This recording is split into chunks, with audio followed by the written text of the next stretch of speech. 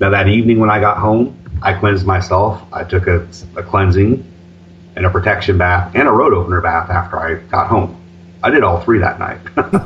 And then I took my cards, and I did take a little handful, a small little bit in the palm of my hand.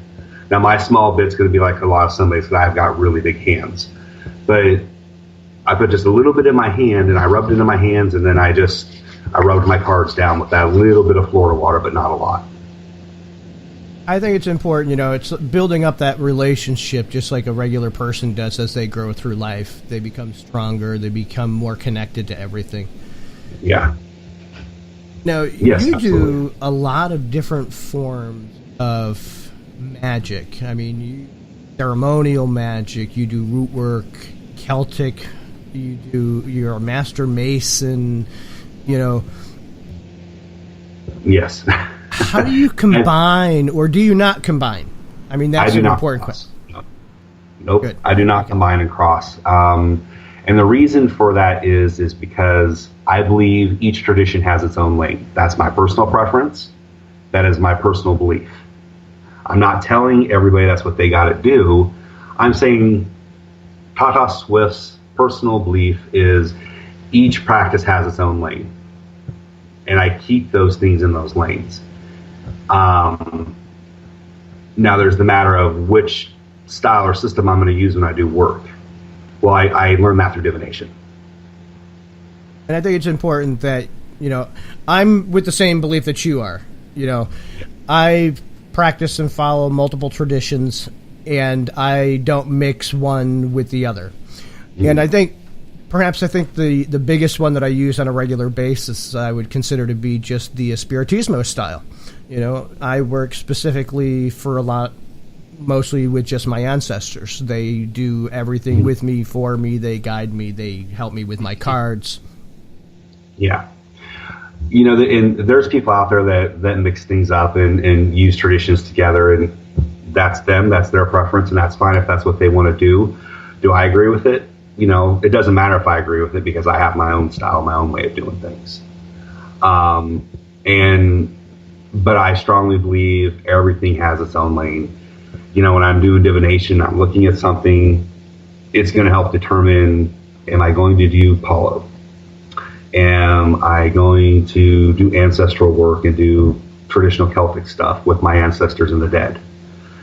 Am I going to go full-on ceremonial magic and take 3 days to do a working like I could do in another style in a day type thing?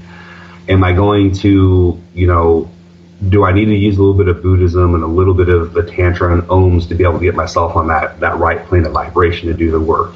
This is all stuff that I look at before I do work.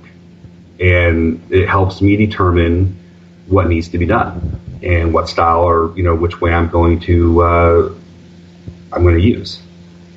And your cards you can use for pretty much any tradition. That part makes no bit of difference because you're still acting as a diviner. Yes. Yep. Yeah, and I will say this is, I've, with Paulo, I use the Chumulongos when I'm working with those spirits, and as an Aberisha now, because I've become an Aberisha, because I'm supposed to be crowned in Ocha. Congratulations. Congratulations. Oh, thank you. I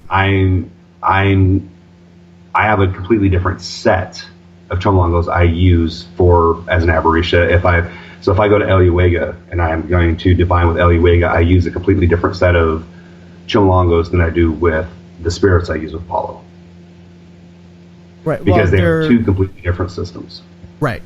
And you can't mix, and you have to have specific sets that are theirs and that spirit's. You can't take something from one and say, okay, let me just borrow and come over here. Yeah. Right. Yeah. Because, you can work with Eluega and you can work with Lucero, but you may not necessarily want to try working with both of them at the same time.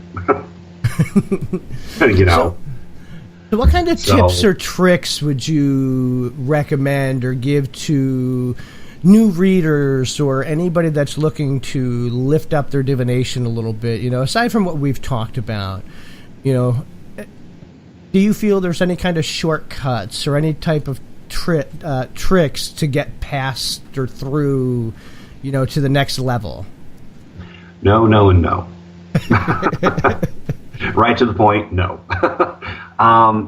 Do the time. Do it the right way. Do the time. Don't take the shortcuts.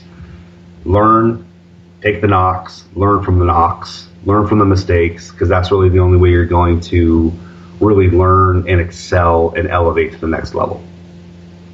And be patient. Here's my biggest piece of advice. Patience. Have them, learn them. Because the more patient you are with divination, whether it's with a pendulum, whether it's with cards, chimolongos, using obi shells, whichever way you're going to go with your divination, patience, patience, and patience. I know a lot of people have a hard time being patient. Having the patience, they want the answers right now. They want to do it like right away. Well, you're going to be hurting yourself longer in the long run not being patient, because the more patient you are and the more you learn from your spirits and from your tools of divination, the more accurate and better reader you're going to be. And I will agree with that. You do have to take your time. I'm going to be 19. No. I'm only going to be 20. I've been reading since I was 18, and I've been doing readings for like 30 years. Whether it's in botanicas, whether it's in little spiritual shops, in person, over the phone, or Skype, and it takes a long time.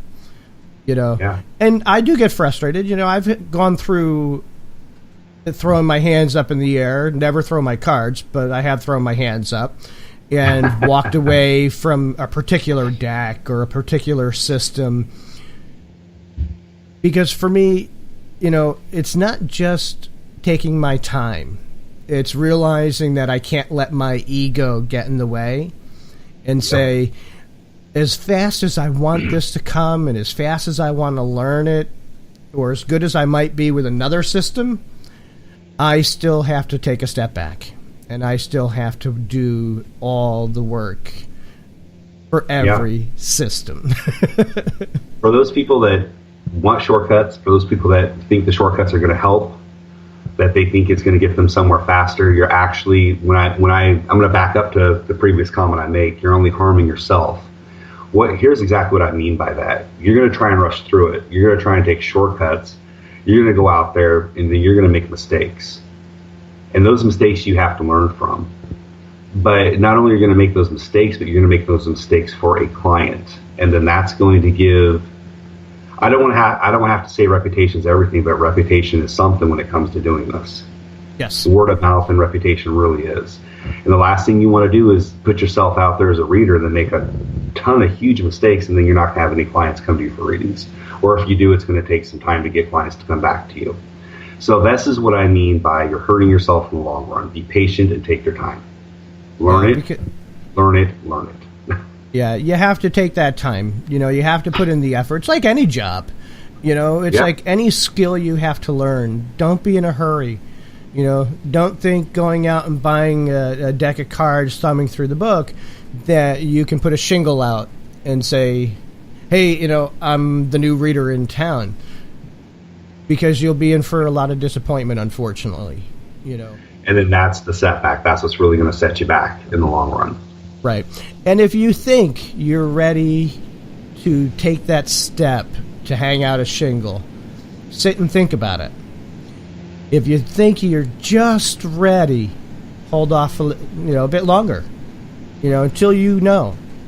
Or do like I did. Practice for free on your family and friends. Now, when I say family, I know there's a taboo out there about reading family because it's kind of like cheating because you already know all the dirt, you already know everything. Well, maybe with your family, but your friends. Maybe not even close friends, but when I first started reading and when I started using divination tools, before I ever even put myself out there on the street as being a reader, I practiced on me, I practiced on friends, and I practiced on family. And only until I was becoming very accurate and very right and being able to answer questions and then tell people things that I didn't know through that reading of practicing on them, only then did I start thinking maybe I might be ready to actually go out on the street and put myself out there. And I did the learning the same way. I started with myself, my family, my friends. Even when I got to the point of doing readings for others, I still at that point was not charging. I was doing, little guest spots, showing up at the store, doing readings just to get,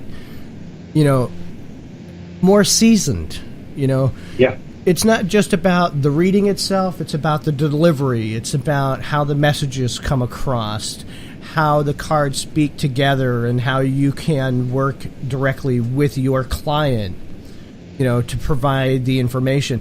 Not always just the accurate part of what's happening, what's going to, but how you're giving them any particular message. I think that all takes time to develop. And most importantly is realizing when the message is coming from spirit. When it's not just subconscious, but when the actual message is coming from spirit. Some people get the chills and goosebumps. Some people I call it the freaky bursts. Yeah, they get that feeling like someone does a cold chill down their back. They get that weird feeling in their gut. However it comes to you, you need to learn and realize what your indicators are that it's spirit speaking to you. Right, because everybody is different. Oh yeah, I goosebump up. Like when spirit's talking to me, you're sitting with me, you're going to know that spirit's giving me a message, because my arms will turn white and I get goosebumps almost as big as freaking boils. I mean, they're huge. I kind of shake. I get the little, sometimes it feels like I'm getting bopped on the head and I get numbness. But I'm also a medium too, so sometimes they get very specific. Last week when I had my student here that I was teaching how to read cards, his grandmother came through. Now, I'm just teaching class, and I'm sitting there going, man, why am I hearing this sound? It's so annoying. I said, it sounds like somebody's like smacking their lips or chewing on a piece of bubble gum. And he sits there and he thinks for a minute, and he goes, is it more like... I said, yep, that's the sound. It just won't stop. And he goes, that's how my grandmother got everybody's attention when she was actually alive, is she made those particular sounds. And he goes, yeah, it was quite annoying. But knowing, all the little idiosyncrasies, the things that are outside your norm of your own spiritual being, you have to be in tune. Meditation helps with that. Sitting with yourself helps with that. Before we end, I know you have ravensalley.net.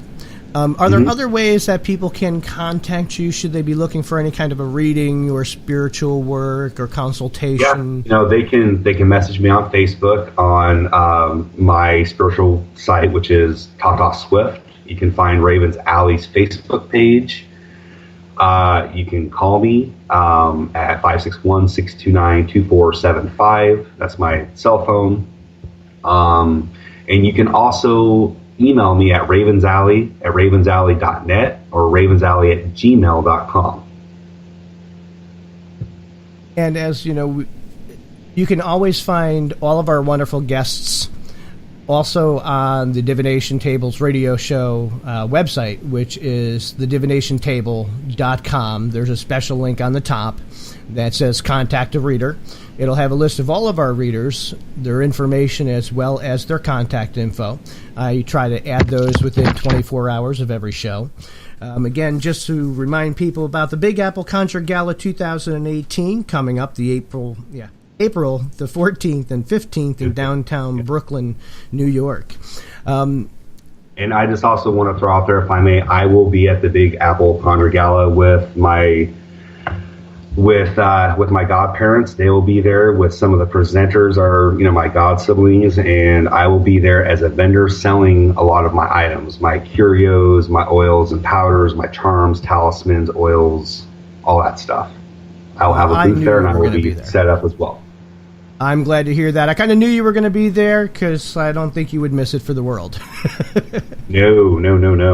Kidding me, the chance to come to Brooklyn and hang out with amazing people like Charles Porterfield and Ken Okibisa and Robert Lucas and Ambrosine Laguerre and Layla Marino, and I mean, all these amazing people, Beverly Smith, all these amazing people are going to be presenting. Yeah. It's gonna.